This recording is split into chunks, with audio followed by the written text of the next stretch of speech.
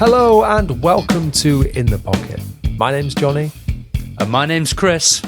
Two totally average bass players, and we're here to talk all about that bass, as well as answering your questions at home. Each week we take a look at the latest news and maybe break down some tones, all to give you the low down on the low end. We need an alarm bell to go off or something, because it's Nama Lama Ding Dong time. Bing, bing, bing, bing, bing. Yes, it is currently the NAMM show going on. In fact, as of recording, we're recording a little bit late and releasing a little bit late, so apologies in advance, everyone, so that we can make sure that we didn't miss anything. Because I don't know what about you, Chris, but every single day this week has been like, hey, have you seen this cool new thing? Hey, look at this. Yeah, like way more than last year, I feel like. I feel like last year there wasn't I mean, you were there, so you were sending me cool things, but there wasn't really like anything where I was really like, my pickle was not tickled. Whereas this year, it's like every 10 minutes, it's been like, oh my God, have you seen this? Oh my God, Ernie Ball rechargeable batteries? Yes. Yeah. New strings. It was exactly that, I feel like. And last year, I feel like they brought, like, companies brought stuff along and didn't announce it for a little bit. And it felt like this year was a real, like, right, we're going to launch it at NAMM again. So, yeah. Yeah, because didn't you try, like a Sterling bongo at NAMM? Yeah. But then it didn't come out for another, like, couple of months. Yeah, that's right. I mean, they had announced it, but they hadn't, like, shown it off really yet. It was right. It was just like on a hanger around the corner, you know. It was just in a bin. Yeah, just fished in the out. loo. It may be. The toilet seat of the bass world. But yeah, it's NAMM right now. This is a NAMM special. We're going to be going over all of the releases and giving our thoughts and opinions. We've put a post on Patreon as well for people to ask us specific questions or share their thoughts on it, which we'll get to later on. First of all, Chris, have you had a lovely week? I understand you might have something to show off. I do indeed. I've got glasses now. No, I'm kidding. It's not that. But I am trying glasses out for the first time on camera ish. Well, my actual glasses. Yeah, it's been a good week. I feel like it's been a really. Do you ever have those weeks where it's been really busy, but when you think back, you go, nothing's happened. Yeah. It's like a lot of weekends for me. I'm like, God, I get into work and I'm like, well, what do you do on the weekend? I'm like, well, I don't know. Sometimes though, you just, what did you do at the weekend? The stuff I was supposed to do during the week, like all the cleaning and like all the laundry and stuff like that. Or we did the big shop. Rock and roll. I know, but that's all boring. Let's talk about something actually interesting. Mm-hmm. I've bought something. Oh my God. As we know, Jonny, I am not a spontaneous purchaser of musical equipment. You will often have to speak to me for months before I buy something, and then even then I won't buy it. Yeah. So, I just pick out, I change my mind. But yesterday evening, at time of recording, I said to you, I've always really wanted one of these. And then you do the thing that you do, where about 5 minutes later, you send me a link to one for sale. And you did, but it was in red, and I don't want a red bass. I was like, no, I don't want a red bass. And then you found me exactly the one I wanted, in the colour I wanted, for sale by a guy who lives under an hour from my house. So I think, I don't know about you, but shall we unveil my my latest purchase? Please, unsheath and show it off. Think? If you're listening to this episode, sorry. Anyway, this is where I get the name of the bass wrong. I hope you can fill it in for me. I finally got myself a Yamaha BB. Look at that. Hell yeah.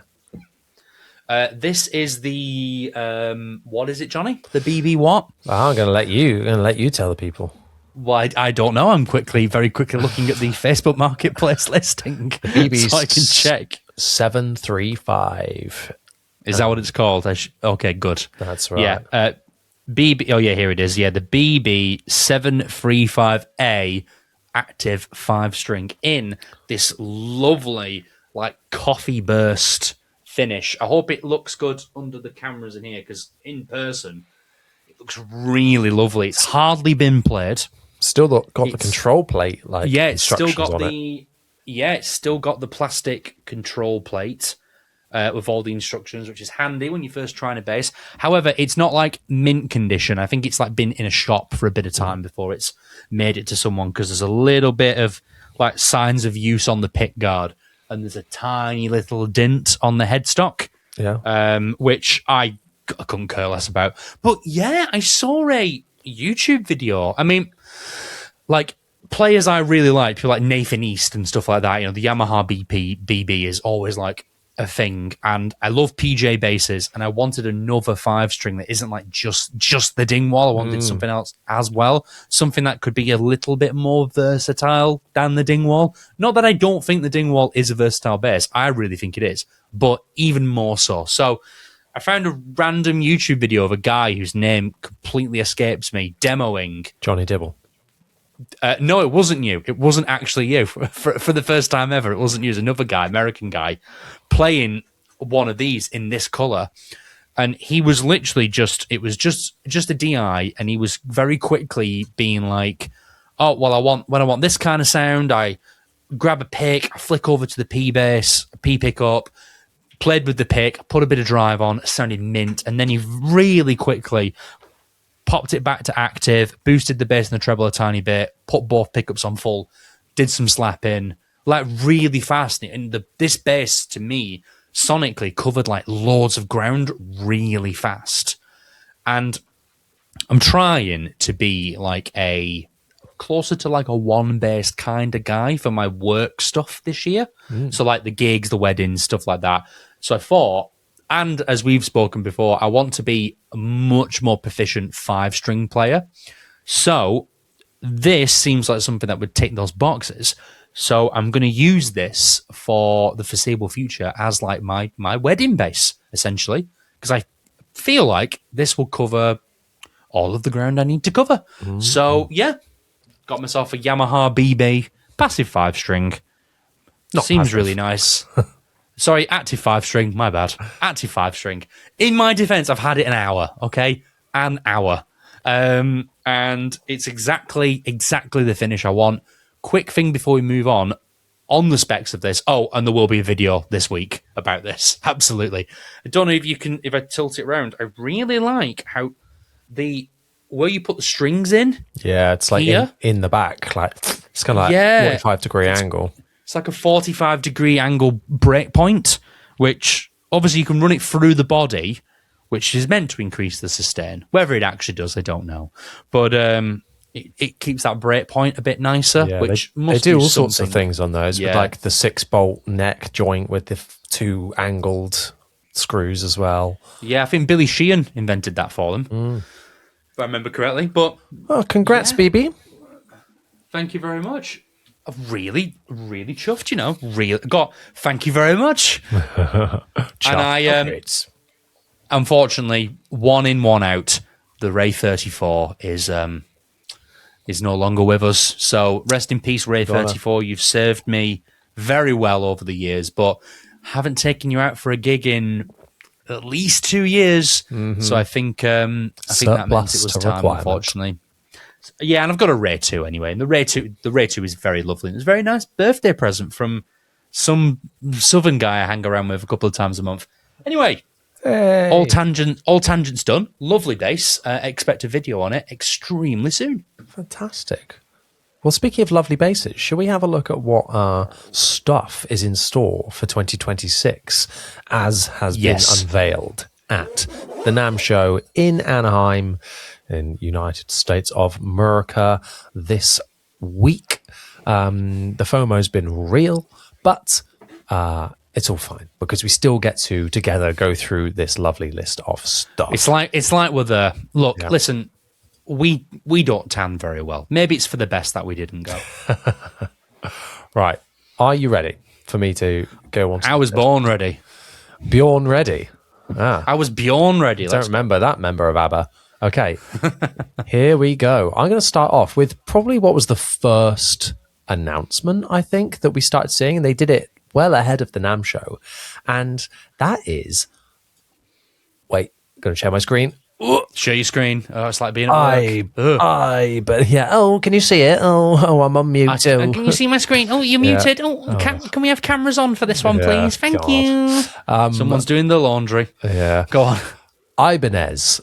Now, I was not expecting, honestly, like some of the most exciting announcements out the gate to be from Ibanez, because they're not really for me overall. I don't think when I've played them, like the sound and the feel is fine. Sound is okay with ones I've played, but now my head has been turned.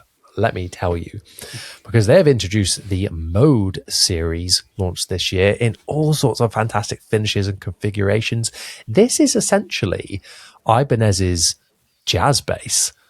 All right, so we've got the 2 singles, active preamps on board. I think these are fantastic looking. All sorts of price points on these as well, which we'll get more into. I want to say that the Mode was the name of an old Fender model as well. So how they've managed to skirt around this, I don't know, but I'm impressed. As well as that, we have got the return of the Iceman bass. Chris. Yes, please. This is one of those models that, like, on paper, like if you showed me a drawing of it, I'd be like, or described it to me, I would be like, absolutely not. That horny hook down the bottom, like that sounds awful. I'm all in. All in. It looks so good. I love these 2 finishes they've given us. The black in particular, I think, is just so killer with the gold hardware as well. Ugh. Beautiful. I love it. I love it, but it comes back to when we did our rating signature series episode. Yeah, we had that big falling out about Gene Simmons and the Axe bass. I like the Iceman because Paul Stanley from Kiss had a signature Gibson. Signature Gibson Ibanez Iceman. No, sorry, because he's got a signature Gibson as well. My bad. But yeah, like the Ibanez Iceman, and it was black, and then they also did like a mirror guard one, and I loved it. And then Paul Gilbert, you know who Paul Gilbert is, don't you, Johnny? Yes. The guitarist. Yeah. His signature Iceman is an Iceman with the body inverted, so that barb is at the top. And it's called the Fireman. Love that. That's cool. Yeah, but I love these. I love Iceman basses. Whether they're smelly adjacent. Yeah, I think they're like kind of anyone else. If this is a Schecter, we'd be like lame. Get it off my screen. But Ibanez, they just tore that line of like, yep, I'm all in. Love it. I think you should sell that Yamaha and make this your gigging bass for weddings. I'm selling everything right now. Yeah. So cool. They've done one. I didn't realize they were slightly different specs. Like the one in the Cosmic Blue Starburst finish it's got the Nordstrand big singles, and then the black one is Bartolini's.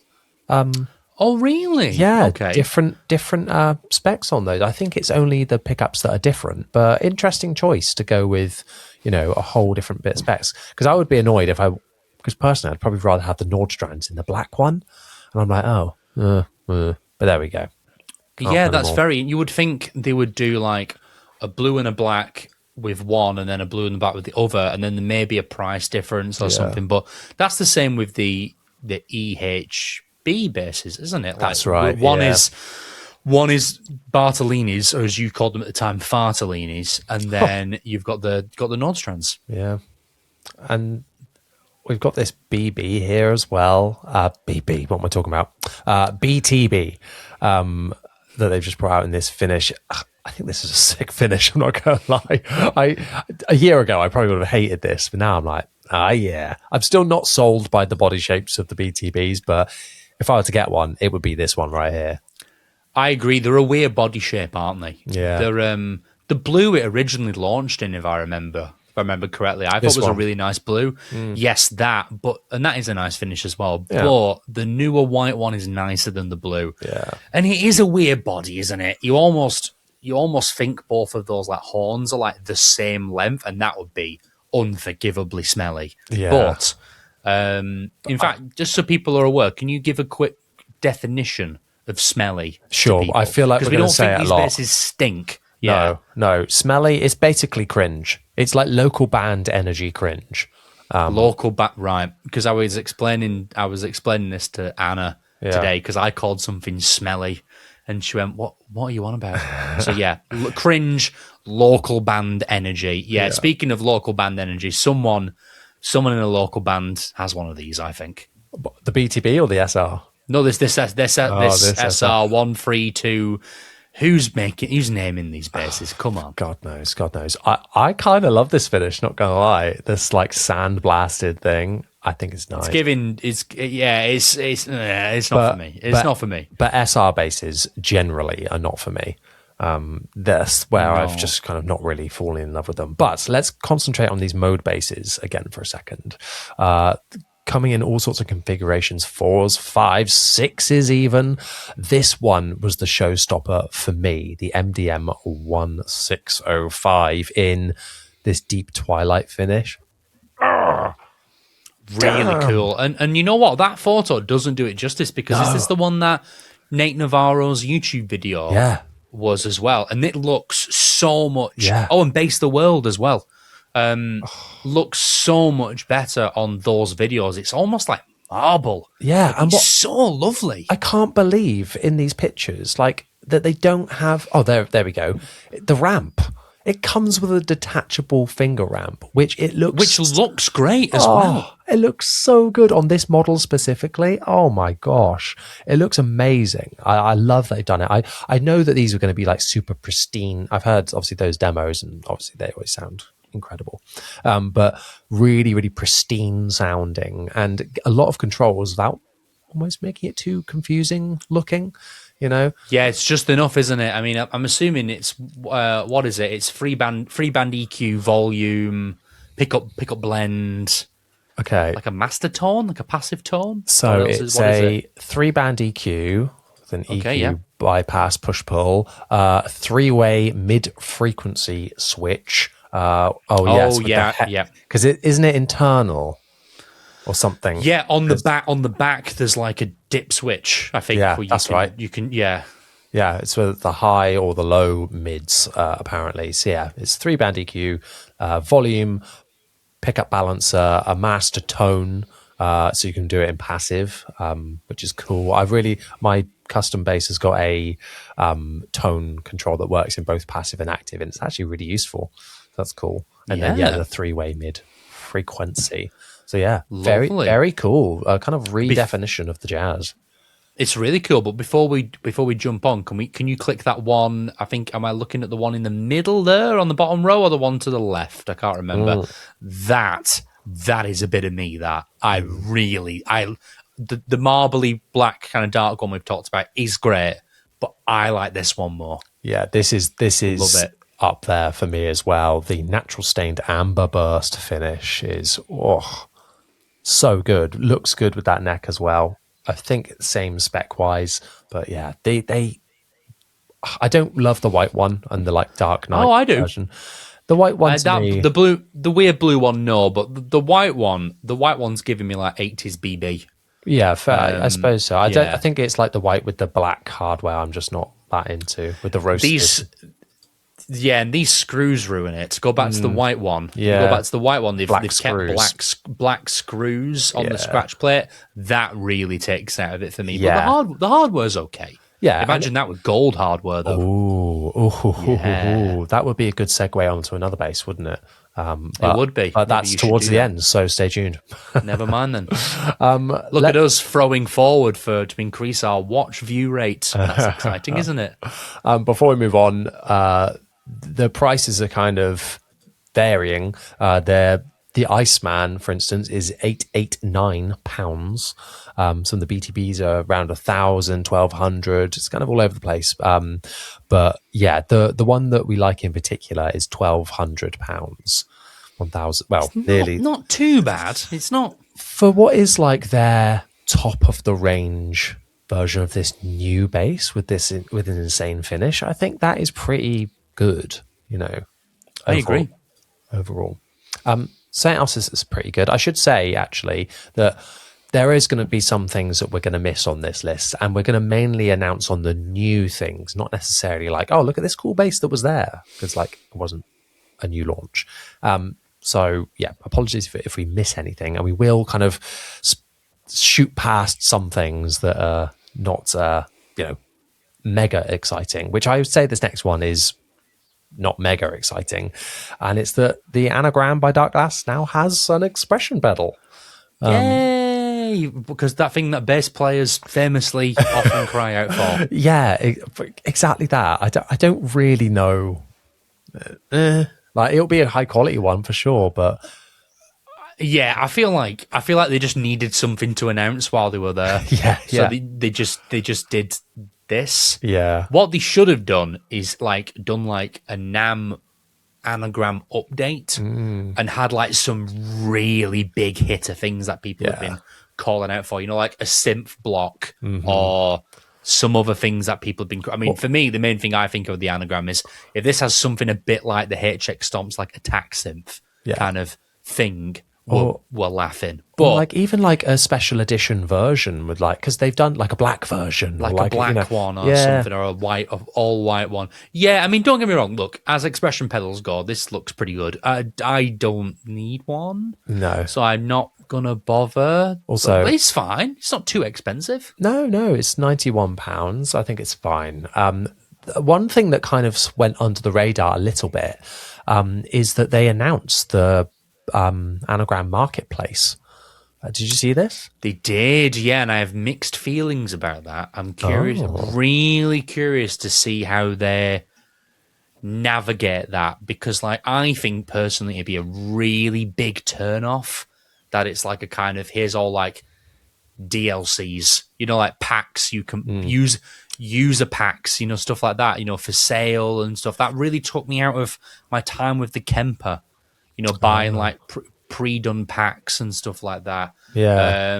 They also said it was something they were going to do where it's almost open up the code to third-party users where they can build things and they can be implemented into the anagram. That's very cool. Very interesting, open source programming and developing things. And that's something I think you should pay for. If someone's done something, you want to buy it. Yeah. But I don't want to see signature packs. I don't want I'm not dogging on the guy, but I don't want to see an Ian Martin Allison pack for the anagram. Or I just don't like it personally. But that's just me. I know what you mean about upselling stuff like that. I think that it gives a lot of opportunity. I don't think it's necessarily going to be and it's just a preset type thing. I think it's going to be this is a new, this is a fully tweakable version of this, or this is this kind of drive or something like that. I think it's going to be more I think that. It will be that app, too. Because the NAMM capture they have in, I believe it's called that, in the anagram, is a more open source version of capturing sounds. It's different to whatever method the quad Cortex uses, or the Kemper, or even the Axe FX. It's a different style of coding or something, so it's very open source, which is, I'm excited to see where they go with it. I think so far Darkglass have done a really good job with the launch and the life span of the anagram in terms of those constant updates. Basically the way I see it is almost you're nailing it, you're very rapidly, if not already, becoming the best bass-related effects processor. The ball is here, don't mess it up. That's kind of how I view it, at least. I don't get greedy or anything like that. Yeah, I hope it would only serve the user, but let's find out. Now you mentioned Ian Martin Allison, and that brings us on to one of, I feel like anything Ian touches turns to gold, because this one is another highly anticipated release from him.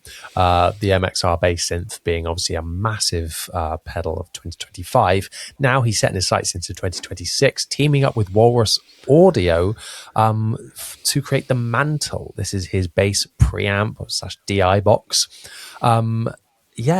Super simple. Just 3 massive knobs for bass gain selections, treble control in this absolutely beautiful unit, and an absolute unit as well, because this thing's massive. Have you seen it?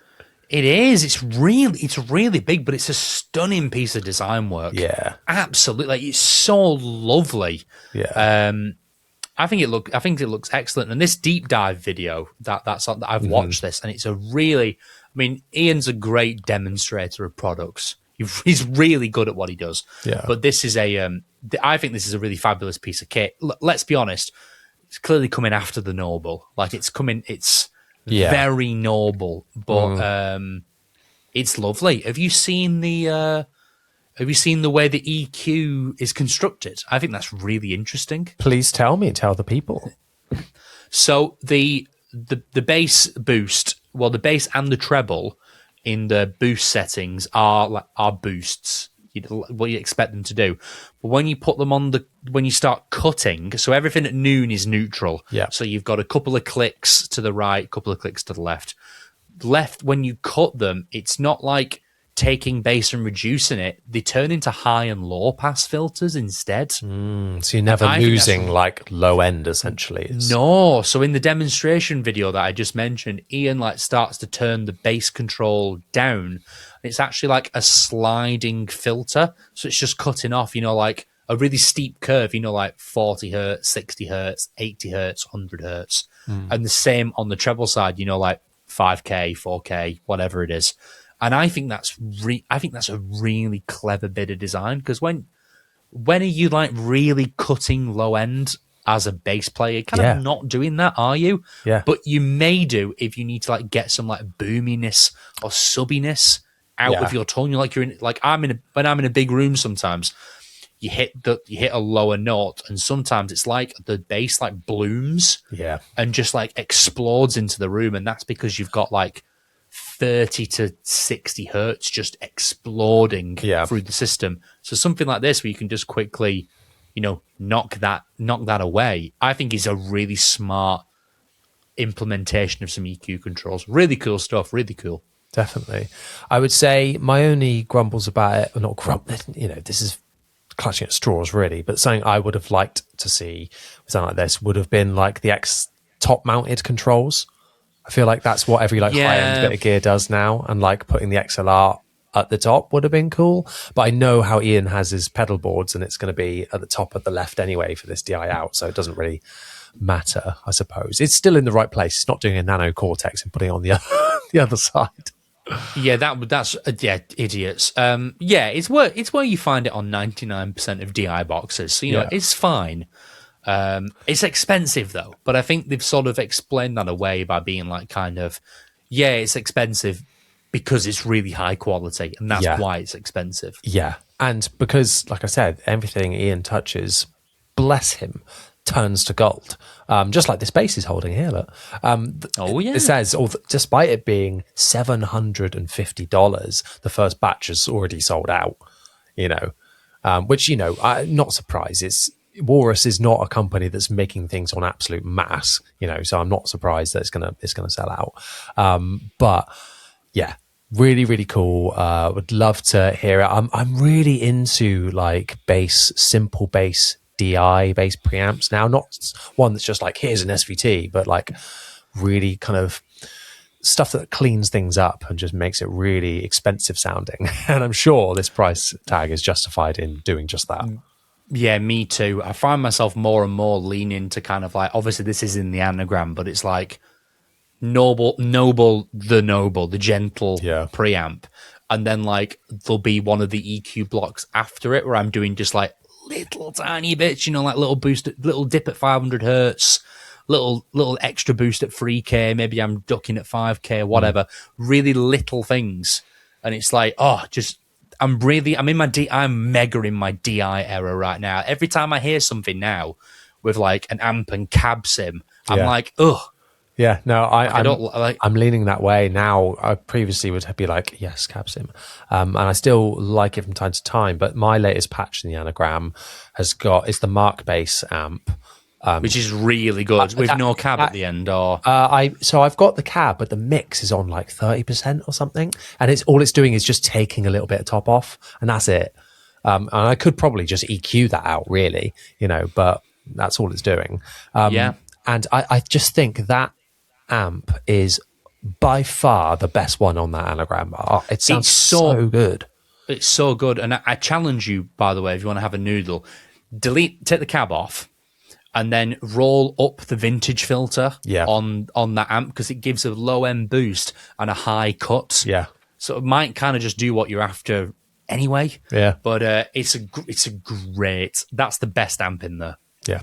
100%. Really, really good stuff. I'm doing a test soon that is going to be the anagram, not a video necessarily, but maybe it will be anagram versus the HX stomp, because I've rebuilt my new pedal board, and I need to take it to a studio to put it through my amp once I get my new head, and like test it all out, and A/B the two to decide which one will go on there. Probably. I feel like that kind of has to be a video, unfortunately. Yeah, you're right. The view potential speaks for itself, really. You kind of have to do it, really, I think. That is true. Whilst we're on the topic of like DI boxes type things, I want to talk about Jad Fria and the new Luce, which I didn't realize was, you said it that way until I watched the Bassist channel and podcast. Go and check out their podcast if you haven't already. Pronounce it this way because I pronounce it as the loose, but the lucky. This is a transformer based tube DI that is just that. It is just a tube sat in there in a DI box with an input, with an output that takes the signal with it, or a through output that takes it without it, or you can change the through to be a second input if you wanted to put like a keyboard through it as well. It's essentially a really nice DI box, also now sold out in the first batch. This pedal is awesome. It's gone straight on my board, and they've announced it just in time for NAMM Lama Ding Dong, of course. Jad Fria are fantastic, mostly high-end stuff. This is nearly $400 for a DI box, but $400 for a pedal that some would argue does nothing. But if you go on my Instagram and hear the demo of like between the DI of like the tone hammer, which is already a nice sounding preamp DI out, it totally transforms it in my opinion when you're listening with headphones as well. Like it just really saturates it, and I think is beautiful pedal. Really, really nice. So I'd recommend checking these out if you haven't done so already. Should we look at something a little bit more affordable now? I thought you were going to say exciting, but yeah, affordable works too. Affordable is the Cort GB series short scale bass with Mark Bass Electronics. Hello, we were just talking about Mark Bass. And I remember on this podcast you saying that slagging off people that play Mark Bass, basically. I think you called them. I know virgins. how wrong I was. Come on, I mean, when I was testing that Yamaha, it was through a Mark Bass 410, and it sounded really good. But I don't. It's just the big, massive orange. It's a bit smelly, but it's not giving local band smelly. It's giving like jazz student smelly. That's how I describe it. Yeah, but I've been converted. I've been converted through the anagram. But I've been looking at preamp pedals now. I'll bet you have, because you can buy. They sell that vintage and modern dial just as a thing, don't they? Oh, what that by itself? Yeah. Oh, I look into that. As like a little, as like an preamp. I think they just do a pedal where it's like the vintage and modern filter, just two controls, and that's it. See, that's what Ashdown need to do with their shape control. Well, that'd be great. They need to release a pedal called like the Shape, and it's about that big. And it looks like your mum. Right. This GB bass, new short scale for them in these fun colors with the single, not Music Man style, it's slightly smaller, little humbucker in the, we'll say bridge position, but it's kind of in the middle, I suppose. Cool. Roasted maple, active, passive. These are like $450, I think. It's got the Mark Bass MB1 preamp in it, so I'm sure that these sound pretty good. pretty good. Let's see what we got. Yeah, I think these will be just fine. They've got some interesting colours. That pink is quite nice, actually. I'm not sold on the yellow. The green's fine. Kind of like the pink the most. Yeah, the pink is cool. I wish it was like a shell pink. Like for me, that would be a bit better. Yeah, but it's a bit too Barbie pink, isn't it? But, yeah, the green's fantastic. I like that. Yeah, the green's quite nice. Yeah, so something different for Cort. I like it. Short scale. I could, because of the bright colours, I could definitely see this being a really good first bass for someone. Nice and versatile whilst not being too confusing, etc. It's cool. What wasn't cool is the video they put out when they announced these. Did you see it? Is it from a little bit of time ago? It was a bit of time ago, yeah. Yeah, what was wrong? I don't remember anything being wrong with it. It was the voice. It was all AI. Like it was clearly an AI overview, and I was like, what? As in like an AI voiceover? Voiceover, yeah. Sorry, that's what I meant. Overview of AI voiceover, and I was like, really? Come on! Like it was so obvious. Sounded terrible. I was like, you could have got an employee to do that, and it would have been better and cost you nothing. Yeah, we could have done it. Yeah, that's disappointing. But I didn't notice that. Or maybe the video I watched, the version was like without just playing. Maybe I can't remember. Yeah. But please don't use AI. It's lame. Just don't do it. Wah, wah. Rubbish. Let's move on to our next bit, which is definitely not rubbish, but the price has gone up ever so slightly. This is Sandberg, one of my favorite companies, honestly, has unveiled a new version of the Florence to mark, 40th anniversary of Sandberg. That's incredible. I mean, look at these things. Oh, the Florence, for those that don't know, is their like short scale single humbucker in like middle position and some like clever electronics. They've gone an extra mile here and given us not only a 4-string version, but two 5-strings that are semi-hollow in these crazy finishes. Man, these are something special. I think they've done a great job at doing something different. With these Koa tops on the mahogany bodies. We don't know the prices of these yet, but yeah, I like it when these brands are getting big birthdays because we get some cool stuff happening and these anniversary editions. But yeah, a semi-hollow short scale. I'd love to try that. Yeah, it's got a really unique look to it, hasn't it? I like how they've gone for making the pickup match the body as close as possible. I think that's a really nice touch. Yeah. I think these are really cool. They're not necessarily my cup of tea, like overall, but I think for what they are, they look really nice. Yeah. Oh, that one's like a matte finish. I didn't realize that. Yeah, and we met that guy, didn't we? We did. I didn't realize that he was like the head honcho of Sandberg. You're joking. Yeah, who's at the Birmingham Guitar Show? I know, we just met this like nice German guy who clearly just had a cigarette before speaking to us. Yeah, he was lovely. I really liked him. Yeah, it's great. Give us a great overview, and hopefully, well, I'm not surprised he did. If it's the head guy, hopefully, the Birmingham show will be able to have a look at these if they bring it along, but maybe not, who knows. I'm sure these are very short supply, these aren't going to be big ones, but yeah, 40 years.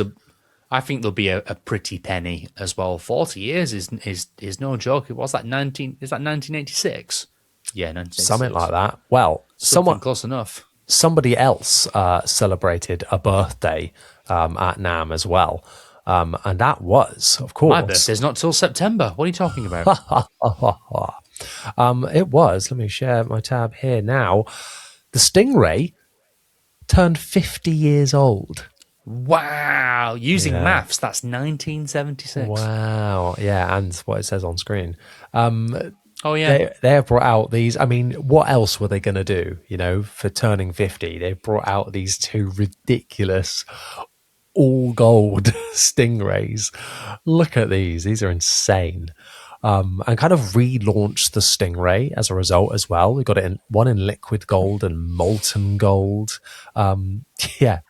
Crazy. But I saw Josh Paul doing a demo of it live, and yeah, obviously they sound amazing. and just a bit of a piece to show it off, I think, really. But yeah, I think you can buy them now. 50 worldwide. There you go.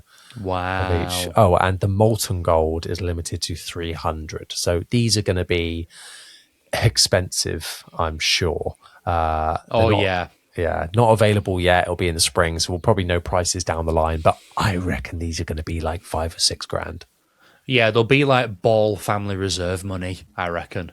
Yeah, but even more so, I think. Maybe even more so, actually. Special edition, yeah. But yeah. Yeah, they're cool, these, though. They're cool. And I've got despite the fact I've literally just got rid of 50% of my Stingrays, I kind of wish I hadn't got rid of it, but it'd be fine. But yeah, I like Array, and these are nice too. Yeah, very good. Well, like I said, they've kind of relaunched the Stingray in a way with all new specs, but they brought out the dark. They're doing a Fender though with the Dark Ray 2, which I don't know how I feel about all of that branding and naming things that way. Oh, is that Josh Paul again? Yes, it is. Josh Paul again. There he is, podcast alumni. That's what everyone knows him from. That's what everyone knows him from, our podcast, obviously.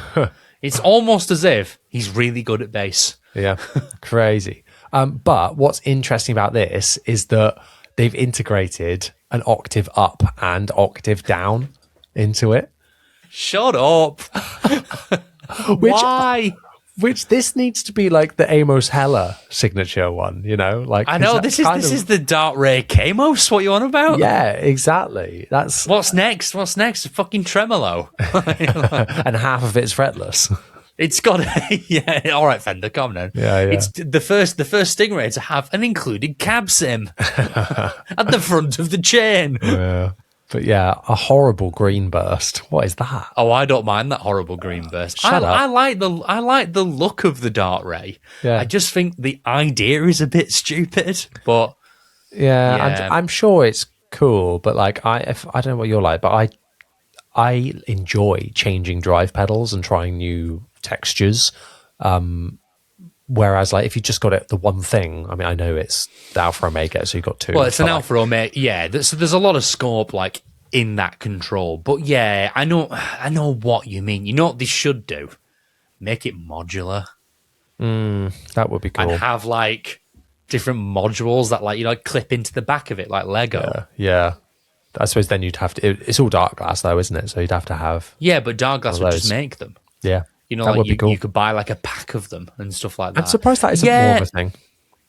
Yeah, well, they did it for a while. There's an amp company called Synergy. I was just about to talk about that. Yeah. Their amps are modular. That's very cool. I've seen someone I know has got one of those, and that's such a cool idea. Oh, really? Yeah, that's cool. Yeah, I think you know what they should do, and this is a bit nerdy. What they should do is they should have a bass where instead of it being like a distortion block, why can't we get like a Cali 76 inside the bass? Yeah, I say this. You know, that should be a thing in a bass, like a compression thing, and because it's an always on effect for bass players. Usually it is, isn't it? Put all your big things like dip switches in the back. Yeah, but then just have like you could have like a mix control. Or like your threshold and your output. Yeah, for example, on the front, so you can sort of go, "Oh, I want more compression today. Let me just up the threshold."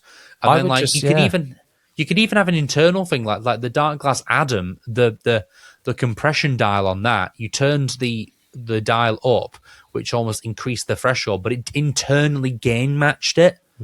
So as you increase the threshold and the signal would naturally decrease, it would automatically lift it for you correctly, so you wouldn't have any volume loss. You could even just do that. It could just be you set your ratios, your attack and release, and your mix in the back. And then there's just a threshold knob where you go, like, if you want loads of compression for like slap stuff, you just dime it really quick. Yeah. And then you would roll it back to kind of like halfway where you would want it, or have it off and you could play normally and then be like, right, loads of like really slappy stuff's coming up. You hit it and it's like big 8-to-1 high threshold compression. That's a much smarter idea. And if you're thinking of doing that, any company, you have to come to me and Johnny now first, because we've said it on camera.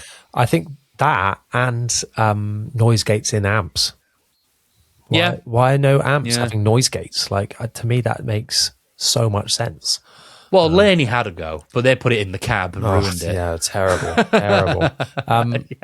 Stingray Special has got some new colours and finishes and stuff, though. Pretty like bright, gaudy ones, apart from this natural one over here. It's too soon. Yeah. That one on the far left, it's too soon. I've just got rid of one of those. Wow. No. You want that? It's upsetting me now. I'm grieving. I like this. It says it's anomalous. Yeah, that's right. Anomalous green. Anonymous green. That's definitely blue. So that's my favourite. But there we go. Fair enough. Let's keep things right now in the Sterling or Music Man family, shall we? Because there's two things I want to talk about. That being the Stingray short scale's got a new finish, a charging green. Very nice. Cool. Yeah, very nice. I really want to try one of these this year. I think the blue might still be my favourite, actually. I think so too. I like that Fiesta red kind of colour, but no, that late placid blue is the best one, I think. Although, yeah, I like, yeah. Sorry, no, the blue, yeah, I think. The blue, yeah. It's the pearl guard as well. Yeah, I like a placid blue. I like a Pelham blue as well. Pelham blue's nice. Oh, I nearly bought a Pelham blue bass this week, but Really? I got it in surf green instead in the end. That short scale. The East Coast short scale, because I read Mark Hobbs's book, and I was like, do you know what? It's a sign. Yeah, I've done that book as well, but we joke I can't read because I do them as audiobooks. Yeah, there we go. Yeah, but the audiobook's great. It's him reading it, so nice. It's a good book, isn't it? I really enjoyed it. Yeah, I did really enjoy reading it. Tom DeLonge comes out the back, sounding like a real knobhead. I think. Yeah, not that good. I don't think he like when the headline in Reading and Leeds a few years ago, and Tom comes up to him and he's like, "This is the drunkest I've ever been in my entire life," and then they go on stage. Yeah, I was watching that gig and I thought he sounded a bit ropey. I've seen the video. I've seen the bit where they're playing "I Miss You," and his voice is gone. Yeah, like it's completely tossed. Yeah, good book. Recommend. Yeah, but the Seafoam Green actually brings me on to the next bass, which was handy because they haven't put this on their website yet, but they announced it on their Instagram. They're doing a what's it called? Sub-Series Plus. That's it. So essentially doing like a bit of a revamped version of their most popular line, that being the standard Ray 4, 2-band preamp still, but adding new finishes and block inlays and what I think is the best control. They've got this little 3-way switch down here for single coil, series and parallel. Yes! Oh, interesting. Because the problem with the Ray 4s in the sub-series is that they're wired in series, which is not how Stingrays are wired. It's parallel. Yeah. And that makes them so much more scoopy. And the Ray 34s, I believe, are in parallel. And that's why it sounds more like a Stingray, but the Ray 4s kind of lack something a little bit. And it's because of that. Series is very different to parallel in terms of a sound. Is the Ray 2 wired in series instead of parallel? I don't actually know. Let me have a quick Google. I don't think it is because I don't know. I would have thought it is in series. Let's have a look. Yeah, but I'm looking now. You keep talking about this. Okay. But I think that I wish they did more finishes. I like Seafoam Green, but we know what they're like. Is it really? Well, that explains why parallel. Why it's okay. Why it's not stupid. Yeah. They've done. We know what Sterling are like. Their pictures are always terrible. So these look cheap as, I think, in these pictures. But they've got the 5-string. Both come in both finishes. So you can get the 5-string in the Seafoam and vice versa. Now, here's the thing. I think we might disagree on this. Blocks. I don't like it on a Stingray. I agree. Oh, I thought you were going to like it. That's okay. That's better than the one you just clicked on. That's not very nice. No. With a matching I think it headstock. Yeah, I think it looks better in that design because you've got the darker wood fretboard. But I really prefer blocks on a jazz bass. I think they look really cool. And this looks fine, this green one with those blocks. But overall, no. I'm really particular with what I want a Stingray to look like. I want it to look like the one I've just got rid of. I want natural finish. I want black or clear pickguard. I want a 3-band EQ, not a 2, and we've talked about this before. And then I want a maple neck. I want a maple neck and a maple fretboard. Yeah, I'm going that, but those blocks really stink. Yeah, and this will be a matte finish as well. I expect on this one, and For those of you listening to this episode, you're welcome because that's that like tobacco sunburst, black pickguard, matching headstock, maple fretboard, black block inlays.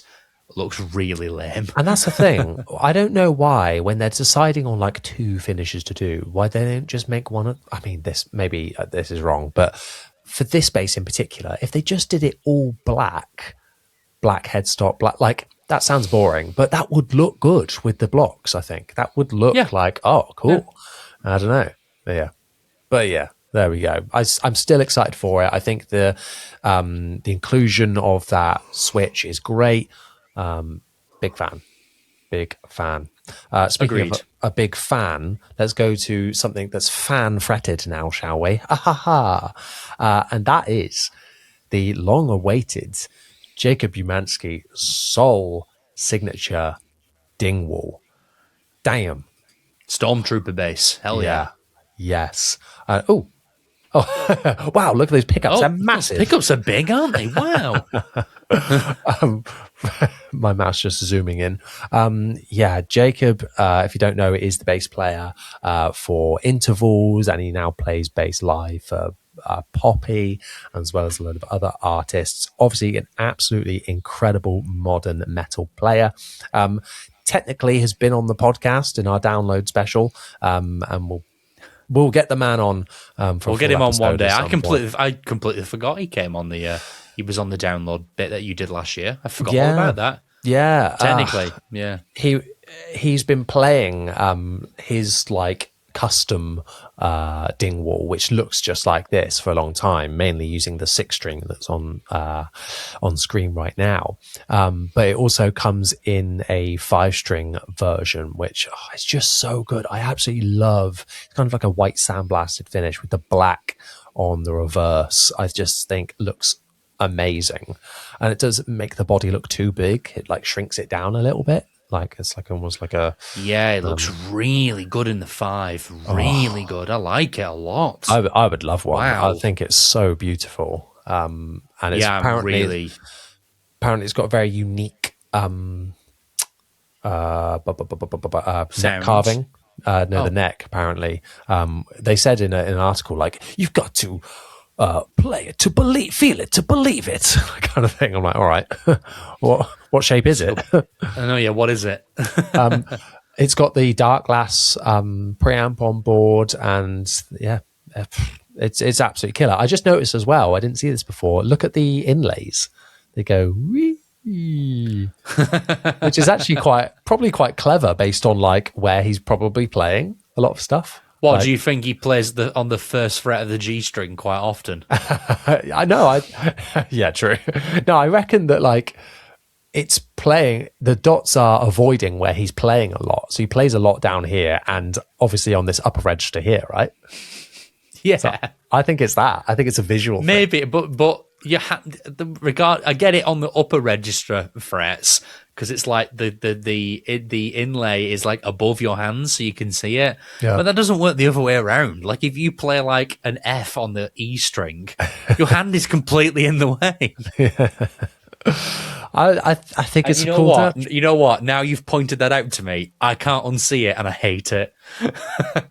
Yeah, it's not detracting from me. I can see his custom version looks like it's got blocks in it. Yeah, look, it's not the same inlay. No, it's a different inlay. Still a weird pattern though. How odd! And you know what? Because it's a big. Is he a tall guy? No.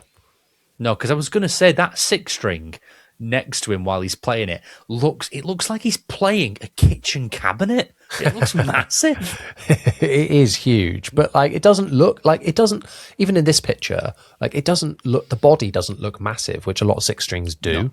No. Which obviously, like the Anthony Jackson 6-string is like bananas sized and stuff. But like, look, they've done a good job, but it looks in my opinion, looks way better as a 5 than a 6. I like both, but yeah, it's very cool. But yeah, congrats.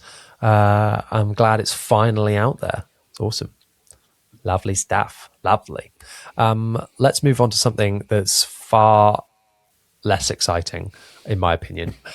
But who knows? It's a lot of people are probably going to like it. It is Boss have released the GX18 bass effects processor. I saw a friend of the podcast, Daisy Pepper, doing the official demos for this when they announced it. It's essentially like their multi-effects new upgraded version, but in their like GX style, which I don't know if I can really get on board with. It's very old school in the design, like the screen, it's not touch, and I think that's purposely, they're not going for that more modern look. In fact, no, it's got to be touch, isn't it? There's some touch screen elements on there for sure. I don't know, No, but they kind of use this kind of fixed chain with hexagons all over it, and I don't know if this is a fixed chain necessarily, but I had the GX 100, GX 10, can't remember, and I could not get on board with it. If it was not simple, like to work out how to assign things to the foot switches, and I was just I was like, this is not user friendly at all. And I think that's my takeaway from these Boss products. That I just felt like it didn't. They all sound good, and all these processors sound good, and it is at the end of the day just about what interface you get on board with, and enjoy and like using, because there's definitely a learning curve when it comes to digital stuff. And for me, it was like, oh no, it didn't match my brain and energy clearly. But yeah, not too expensive. These are like $230, so pretty cool. Pretty cool, but I'm not going to rush out and buy one. I can't really get along with the look of it, to be honest. I think it looks a bit. It's giving Fisher Price to me. I don't know why they put the bass one in blue. The guitar one is in that grey colour, I believe. And they've gone bass. What's a colour begin with bass? We can tell them apart. Blue. Bleen. Yeah. Electric blue. But yeah, blue. Whatever. I'm sure some people find it very exciting, but it's not for me. Another thing that I think is exciting, but almost at the time, this would be a good talking point, I think, is the latest released from Neural DSP. They have finally come out with the Quad Cortex Mini, and they say here on their website, no compromises, just smaller. So this is essentially, well, there are compromises. Yeah. There's 4 less buttons. Yeah. That's the thing. They've done a smaller version of it, and it looks like just a screen with 4 foot switches on it, but the foot switches are in the corners. And which might be okay. Apparently, it's about the size of like 2 packs of guitar strings. Next to each other. Yeah, that looks accurate. Yeah, kind of like Hedgehog's Stomp, a little bit wider, a little less tall. Yeah, maybe. like I'm holding it just quickly in front, like a bit wider than the anagram, maybe. Yeah, like a little bit bigger than the anagram. I mean, the anagram's proper teeny weeny. Yeah. Interesting. I think it's really as much as there's 2 things. One, I think it's really cool how they put. There's no technological compromise compared to the bigger unit, so it got the full processing power. Because the Nano Cortex to me seemed as like a real massive like cop out. Yeah, that's what this should have been in a way. Like, yeah, this should have been this and also when you think about it, they've just like deleted the Nano Cortex. I know the Nano Cortex is cheaper, but it's also like it's also crap. But anyway, this is really there's some cool elements, but there's one thing. If you could just scroll up a second, Johnny, there was one feature that I saw that I was look at the back panel where you can see all the ins and outs. There is an on and off switch, which is really cool because you don't have that with the Quad Cortex. You plug it in, it turns on, and then the power input is locking. Because it locks. Yeah, that's a good idea. Because a big complaint, if you use the Quad Cortex with its actual power supply, which I absolutely recommend you do not, because it's really cheap plastic one. If that comes loose, you've got to plug it back in again, and this does not boot up quickly. No, like the Quad Cortex takes a good minute or two to turn on, which I've fallen dirty of when I've played venues with limiters where you've like tripped the limiter and it kills the power, to like punish you. Oh God. We've had it where it's killed it, and obviously it's turned everyone's equipment off, and then mine's come back on again, and we've needed a minute, but also like it's reset the digital mixer. So now we've got to like remix the band again. Oh God. But that's not the point. But yeah, those are two cool little things.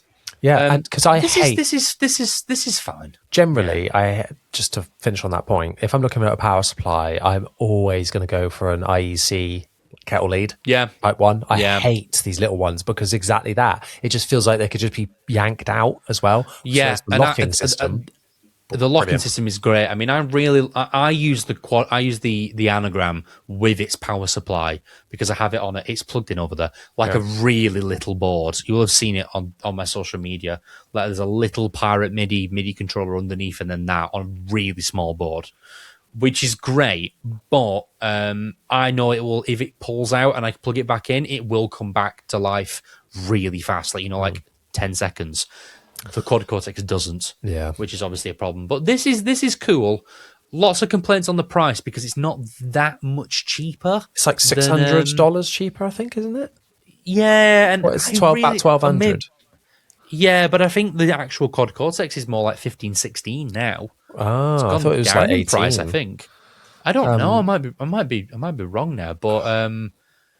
If it's that much, if there's only that difference in it, what, 600 quid? Oh yeah, it's like £1,500. Hang on, let's have a look.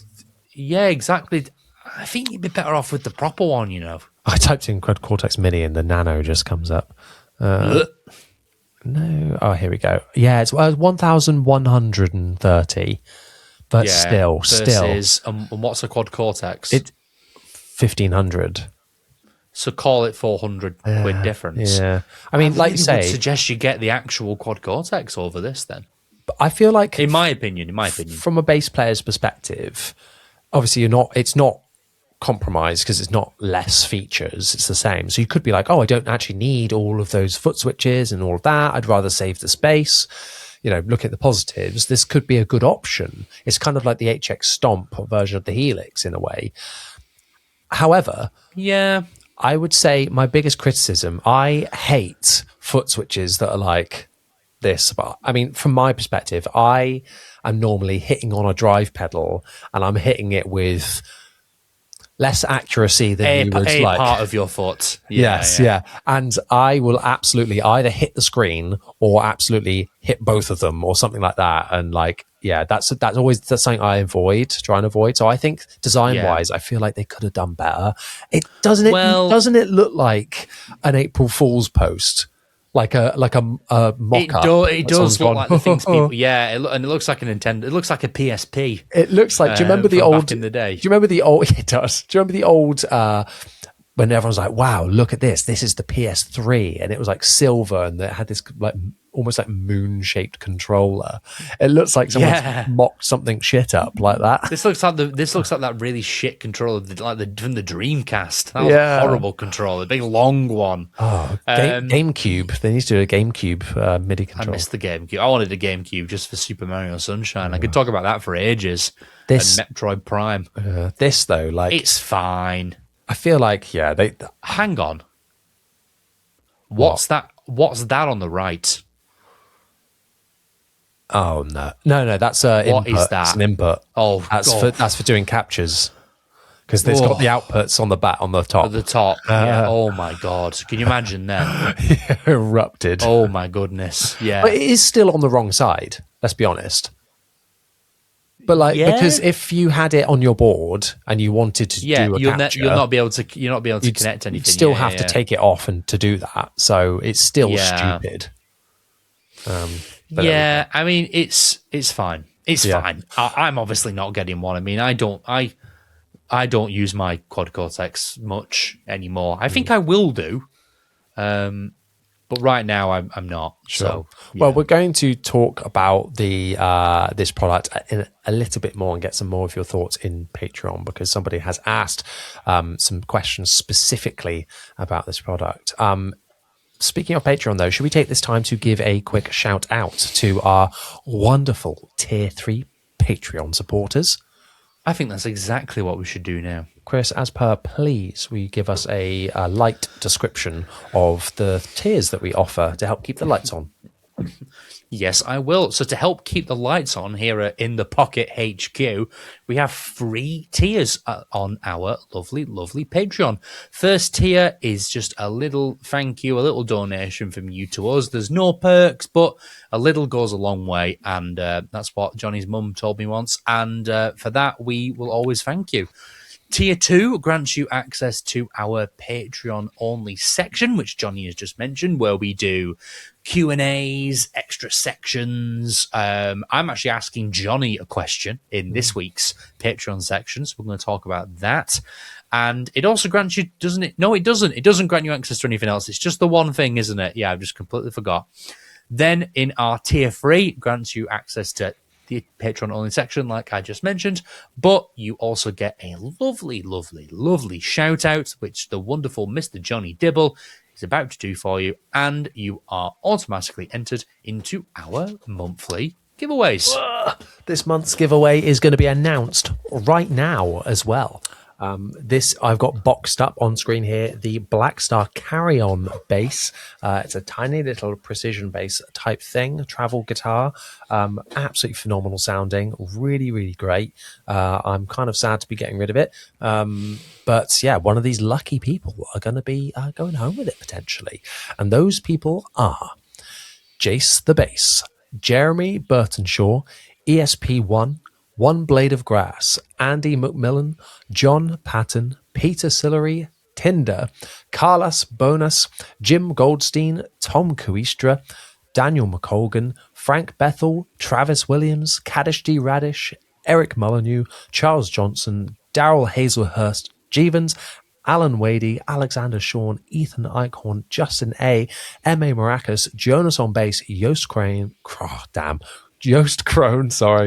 Mark W., and Brett Linkowski. Thank you so much, everybody. Okay, I'm going to share my screen now on the wheel and deafen you, Chris. I'm so sorry. Dum dum dum dum. Oh no, that's the chess. Should we do a chase-themed bass topic one time? I can't, but yeah, why Game not? show. Right, here we go. I'll come round to your house and just sit at the top of the stairs and shout trivia at you. Yeah. The budget version. Yeah. Right, here we go. Good luck, everyone. Let's do it. Deafen us. Let's go.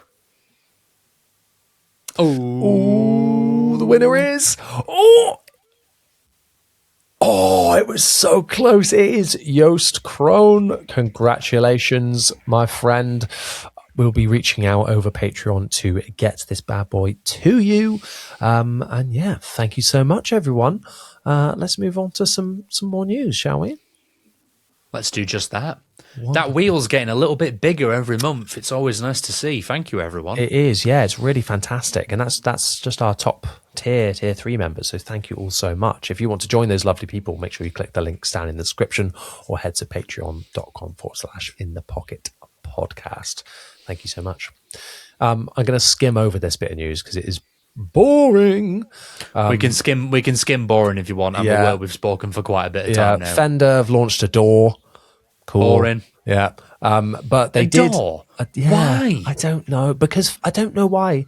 They're launching like all sorts of like audio interfaces and speakers, and like they're really going down the pro audio route at the moment. Yeah, because they can't be asked making a new bass. Yeah, hopefully their new CEO will change that. I know Probably it not. just changed over, but we'll see.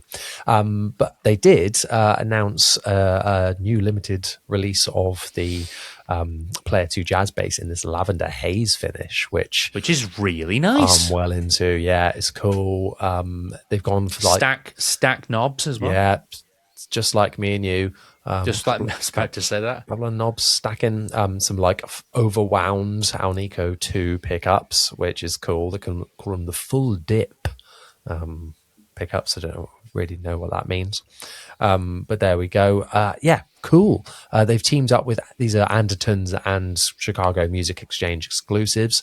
No P bass in here, just the jazz. But yeah, I like when they do these limited runs and special editions. Yes, it's nothing new really, but it's something, and that's fine. I think it's a really nice colour though. Yeah. And I've played the Player 2 Jazz. I've got a lot of time for it. Really nice jazz bass. R.I.P. PMT. Yeah, I really thought I'd have more work with them, and then they went under. Oh well, maybe it was my fault. Yeah, I was going to say, if it doesn't seem like I can only assume it was my fault. Yeah, but that lavender finish is really nice. Anyway, moving on. To mark the anniversary, 40 years. Stop celebrating. 40 years ago, Cliff Burton died. Oh, and you're here celebrating. Here I am celebrating. Gosh. Because I hate Metallica, obviously. Yeah. To mark that anniversary of his passing, Aria have come back and re-released the Cliff Burton signature SB bass. Aria have been making some moves, doing some more like, they for a long time were just doing like really cheap stuff, like really entry level stuff that you see in like local music shops, and now they're kind of going back to doing like made in Japan top line stuff, which is cool. I don't know if they have the brand recognition anymore to carry that, but if it means more cool things like this, cool. Yeah, this is great. I think that these are really nice basses. We've got it looks like the same like circuitry as the standard Japanese made Arias that they've got out at the minute.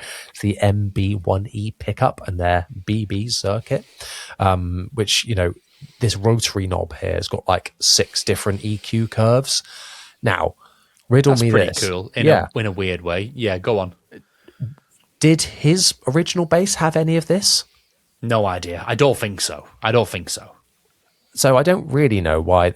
Is it just a special color? And I don't know. My Cliff Burton gear knowledge is very lacking.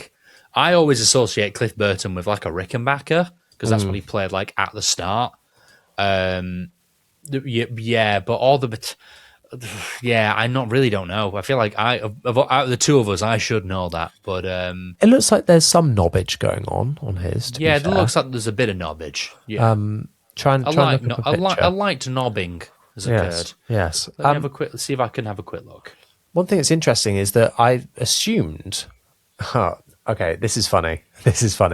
I've just seen on the back of the headstock of this, it's made in Indonesia. This one, which is contrary to my bigging up of Aria for a second, saying that they're making them in Japan. How much do you think this is?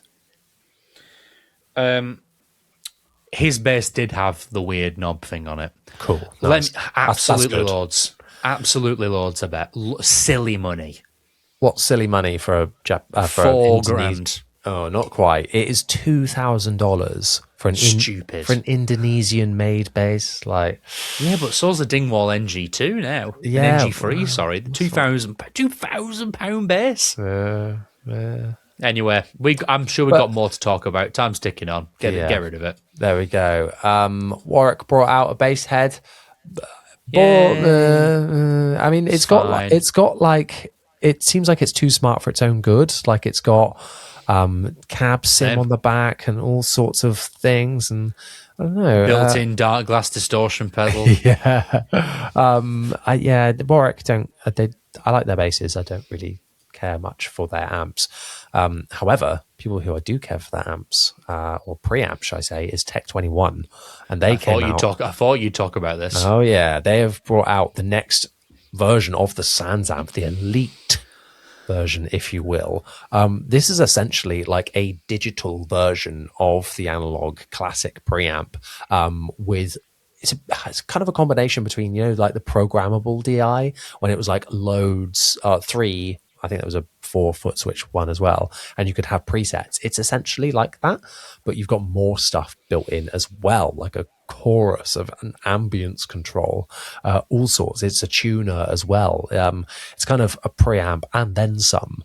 You can have up to 128 presets in this thing, which is crazy. Why? I don't know. Why so specific as well? I don't understand. 128 will be to do with MIDI. Okay, right, yeah. There's something to do with things that often get referred to in MIDI. There's like 128 like MIDI commands, if I remember correctly, or some MIDI messages. Okay, I think it's something to do with that. That's why there's 128. Sure, it's just the maximum MIDI information it can deliver. I think. But this says performance mode. Performance mode has your 3 main presets at the ready. The studio mode has up to 128 locations for custom presets. Yeah. That's what they say on their website. So, I don't know. Again, why? Yeah. 99.9% of bass players will put this on one setting and never change it. Yeah. I see it from because I had the programmable one for a bit, and that was quite good for having like, right, this is going to be like the cleanest one, a little bit more dirt and a little bit more, like it's just like gain stages essentially. Yeah, makes sense. Yeah. Which is cool. But yeah, I don't know why it has to be this fully digital thing with loads of stuff going on. Yeah, it's cool. I love Tech21. Their marketing choice is always questionable, I think. But yeah, I'm here for it. More stuff from a company I love, fine by me. You can go, on the back, like you said, it's got MIDI controls. It's got a effects loop should you want it. Yeah. Okay. Cool. I'd like to hear it. I assume it just sounds like Sans Amp, but there we go. Something else that's familiar but new as well. Geddy Lee returns to the company to bring out a chorus pedal this time, which that is a handsome pedal. I like this. That's a nice looking pedal. Yeah. I like it. I like the look of it a lot. Yeah. Absolutely. I don't actually know what these controls do either, so I'm excited to learn about this because this was kind of a late addition.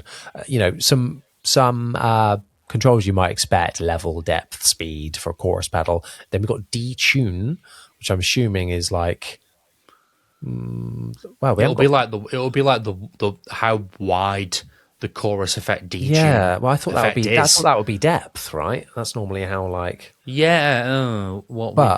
maybe. But then we've got a bypass control, which is just on off, I assume, and then a deviate control. So I'm excited to learn what that is. I think it's just going to be like a crazy sounding chorus, basically.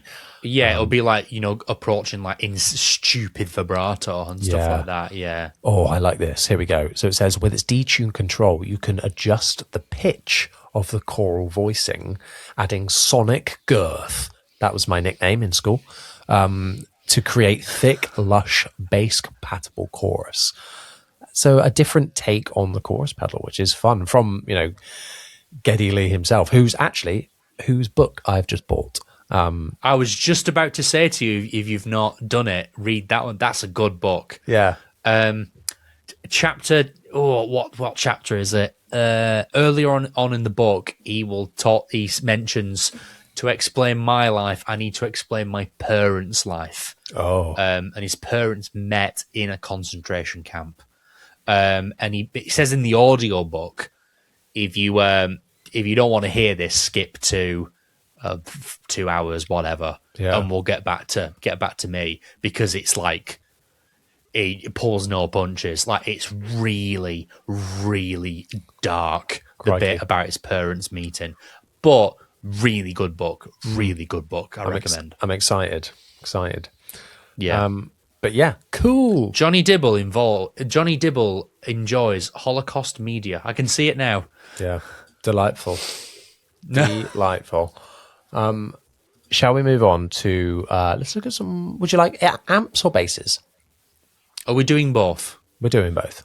Let's do amps and finish on basses. How about that? Oh, we're going to have to skim through because we've got a few. I know, yeah. I mean, let's be quick, otherwise this is going to be another whopper of an episode. Okay.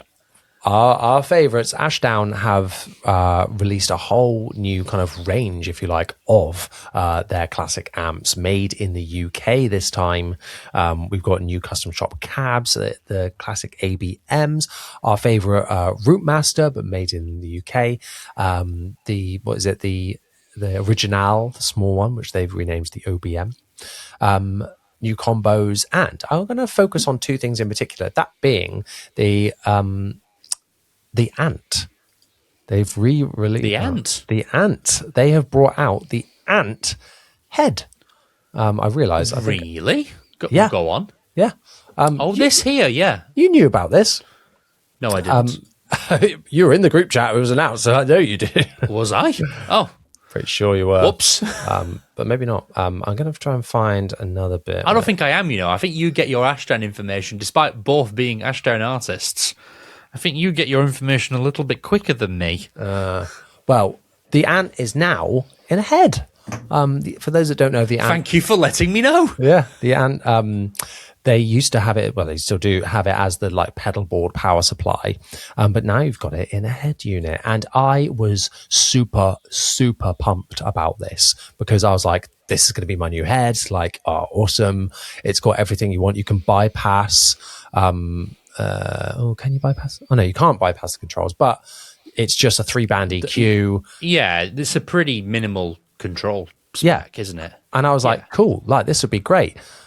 However, the thing I don't like about the Ant is that it's 200 watts.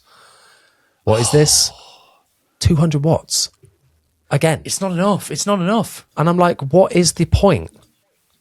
What's the point? I've gigged the Ant as the old version. It's in here somewhere. Yeah. But in this mess. But I had it nearly on full, and the PA it was with a big PA, like a big wedding band PA. I just needed it as volume, for me. Yeah, but it's not enough. 200 is not enough. Not enough. If you're going to change it, they should do this with 500. That's what I said, and I assumed it was going to be, because what's the point otherwise? Yeah. You might as well just have the pedal board version. I don't understand. But there we go. It's here.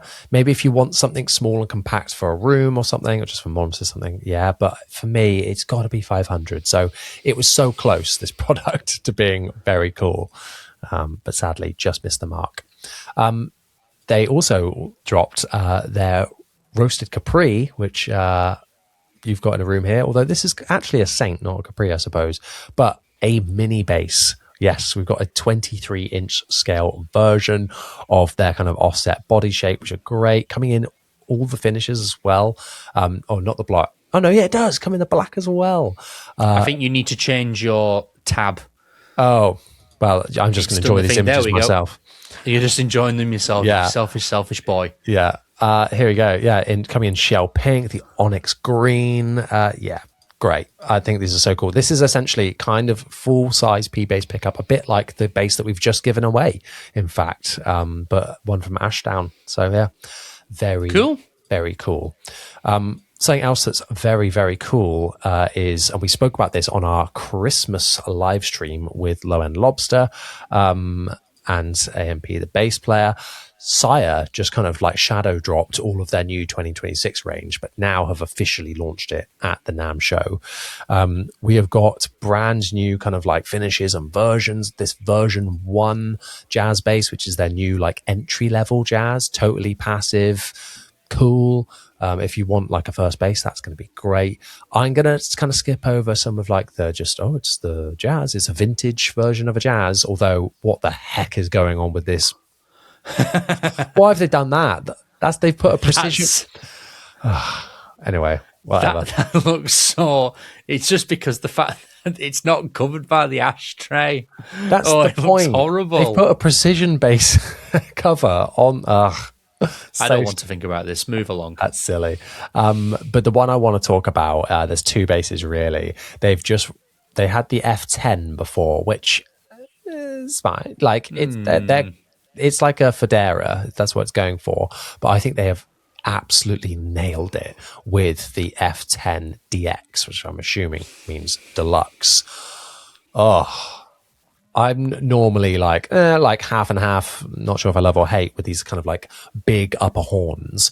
But this one, going for that Federa thing again with the matching pickups with this insane top, I think is so good. Wait for it. It gets better. I was just about to say, you're almost there. Because this is what we need to talk about. Because they've released it in a headless version as well, which it just suits it so well. I don't love the headstock on the last one. How to solve that? Chop it off. Get rid of it. This one I have not been able to stop thinking about. It is absolutely stunning. This confirmed for me that I can have the ability to like single cut basses. You'll be turning into Yannick Wisgala before you know it. Oh, I wish. But yeah, like, look at this absolute beauty. I suppose we're still getting the problem with the tuners kind of poking out at the bottom a little bit, but maybe it might be alleviated a little bit here. But the multi-scale, maybe, yeah, the multi-scale one definitely had a bit of an issue where they were poking out at the bottom. But yeah, in a 5-string and a 6-string, I think this is beautiful. $2,000 for the 6-string, dollars, and $1,900 for the 5-string.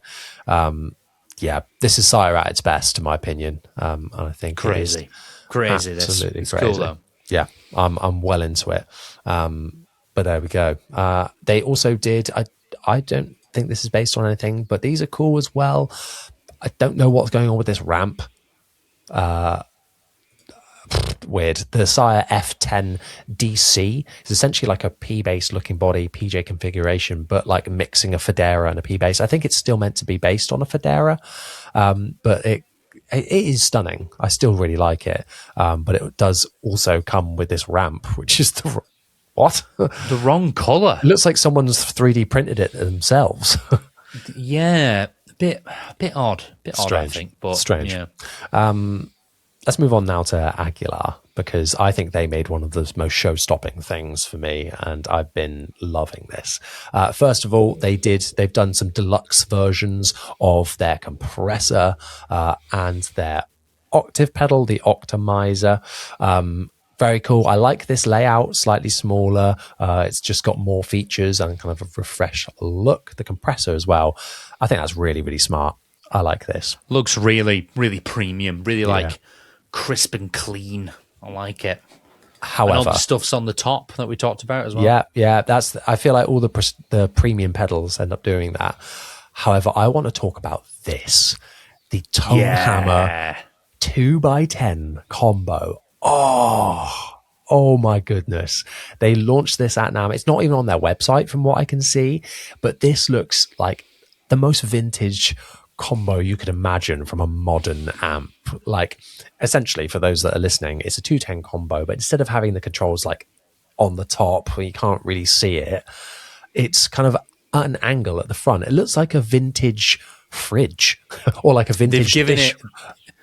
A vintage dishwasher. It's just really heavily like B15 influenced, and I think they've done it in a really nice way. It looks great. The design looks really good. It's like unapologetically poking out at the top, and it looks like a really fancy tumble dryer in the best way. Big fan. Don't know what the prices on these are yet, but yeah, absolutely stunning. Oh, well, maybe I do know the price. Loads. I do know the price. I'll show my screen on here. It is £1,500, which... Loads.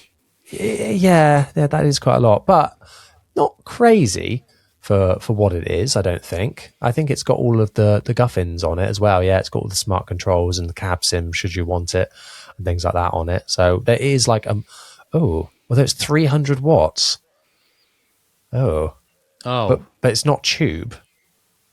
Oh yeah. No! I don't. What is it? Is it Class D or something? Well, it's got to be, surely. It's not Valve. Tone Hammer's on Valve. No. My thing's ran out of battery. Anyway. Oh, okay. Well, that's a bit of a downer on that really, otherwise really nice thing, isn't it? Yeah, it's not loud enough at all. Anyway.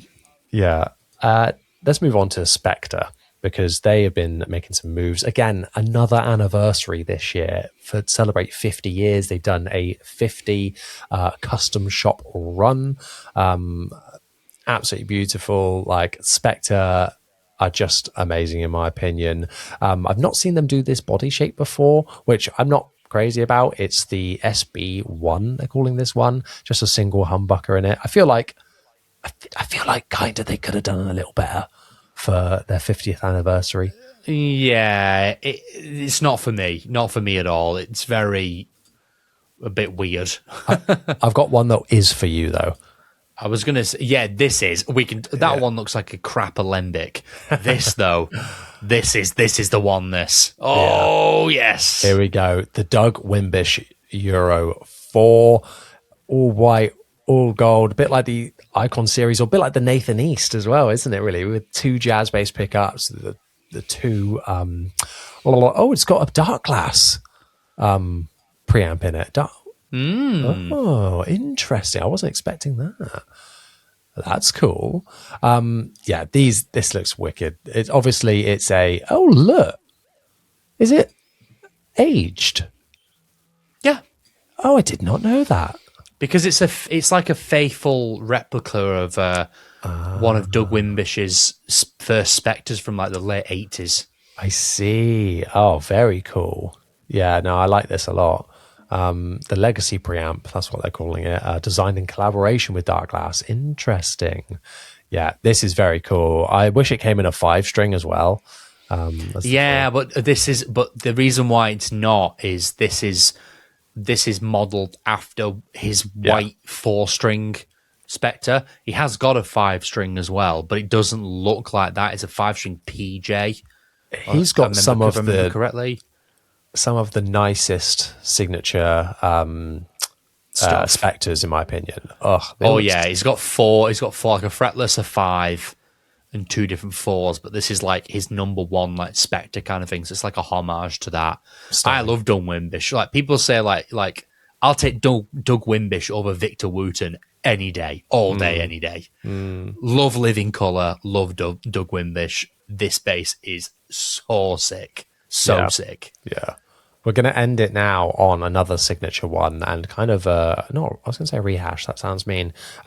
Just a new finish of the Frank Bello new Spectre, which I think, I love the purple, but like this is where it's at. They said to me last year, they're like, yeah, it's going to be coming out in black as well. I didn't realize it was going to take a year for it to come out. to change it to black. Yeah. But yeah, big fan of this. I think that it was needed, and I think if you're going to come out with a crazy color and you've got room to do another, just do another one that everyone's going to buy, so yeah, very cool. Some will say it's boring, but I think it suits it down to the ground. No skull on the finish. No. This one would rank not quite as high as that one in our ranking, I don't think. Unfortunately not. No, this is cool. The Doug Wimbish one is way cooler, but this is really nice too. Yeah, really nice. Stunning. There is one last bit of signature gear, that being the Laney Digbooth Nathan East preamp that they came out with. I saw this literally just before hit and record on the show. I think it got announced today or something weird like that. Yeah, good job we delayed, isn't it? All these things just go creep out of nowhere. I didn't see anything about this. I guess it's just based on his amp, really, that he's got with them, the 1,000-watt Beast. Looks to have some other capabilities and things like that aren't on the standard Digbooth preamp, but yeah, I think it's cool. I like people doing like signature preamps and not just full amps. I think it's nice. Well, the reason I'd need to look at this a bit more, because I forgot all about this, because I only saw it briefly this morning or this afternoon.